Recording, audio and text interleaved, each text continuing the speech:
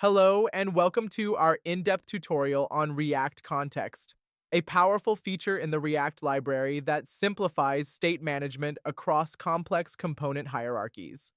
Imagine you're working on a large-scale application and you need to share data between components without using the cumbersome prop drilling method.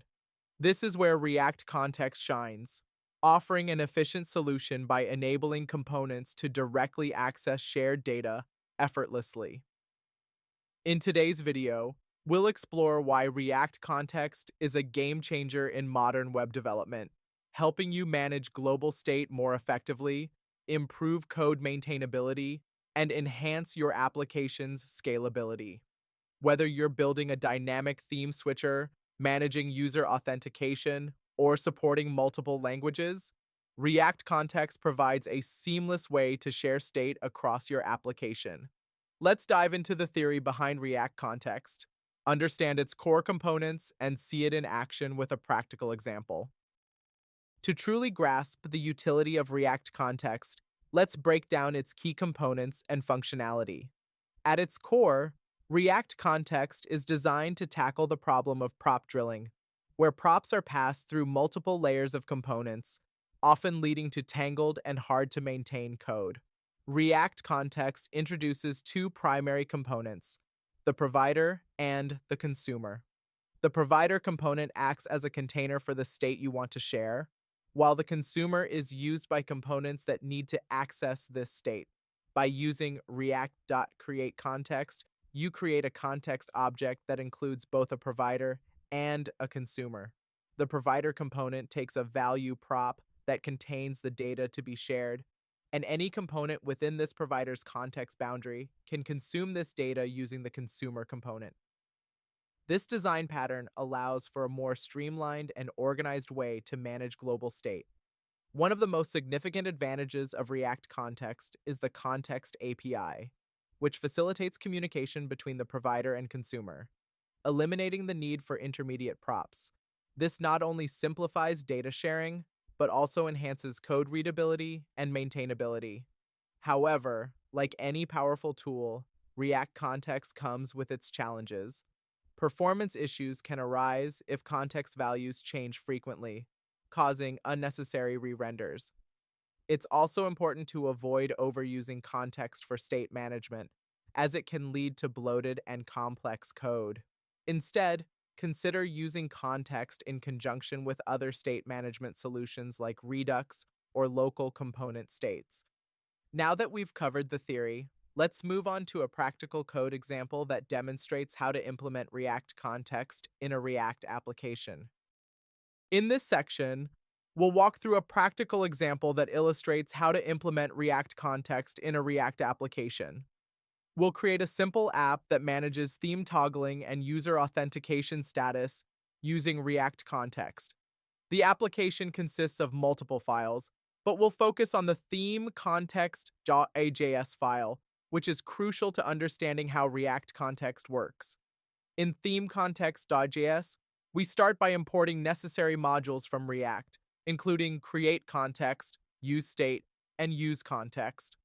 We then create a theme context using createContext, which provides both a provider and a consumer.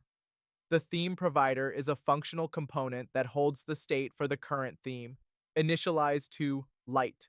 It also defines a toggle theme function that toggles the theme between light and dark. The provider component is returned, wrapping children with the theme state, and toggle function passed as values.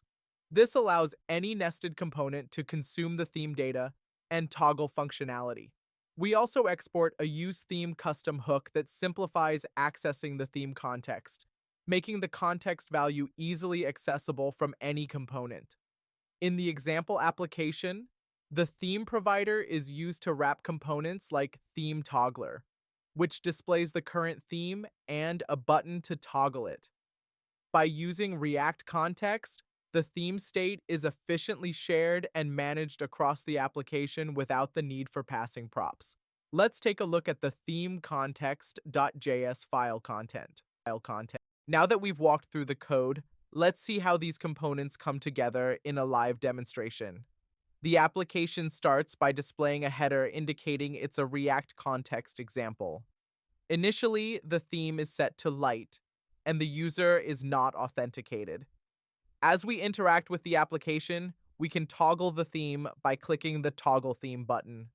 This action switches the theme from light to dark, showcasing how the theme state is managed globally using React context. Similarly, the user's authentication status can be toggled between authenticated and not authenticated by clicking the Login or Logout button. These interactions demonstrate the seamless state management facilitated by React context, where component behavior dynamically changes based on shared state without prop drilling. Such a setup is ideal for real-world applications where multiple components need access to shared data without complex prop hierarchies. This practical demonstration solidifies the understanding of how React context simplifies state management in React applications. In conclusion, React context is an invaluable feature in the React library that addresses the limitations of prop drilling, providing a more efficient way to manage and share state across components.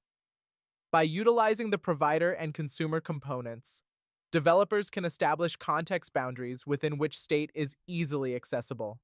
This approach not only simplifies data flow, but also enhances the maintainability and scalability of complex applications. While React context is powerful, it's essential to use it judiciously and in combination with other state management tools to avoid potential performance issues or overcomplexity. As you continue to develop React applications, consider applying React context in scenarios like theming, user authentication, and language preferences to streamline your state management. Thank you for joining this tutorial, and I encourage you to experiment with React context in your projects to fully appreciate its capabilities and benefits. Happy coding!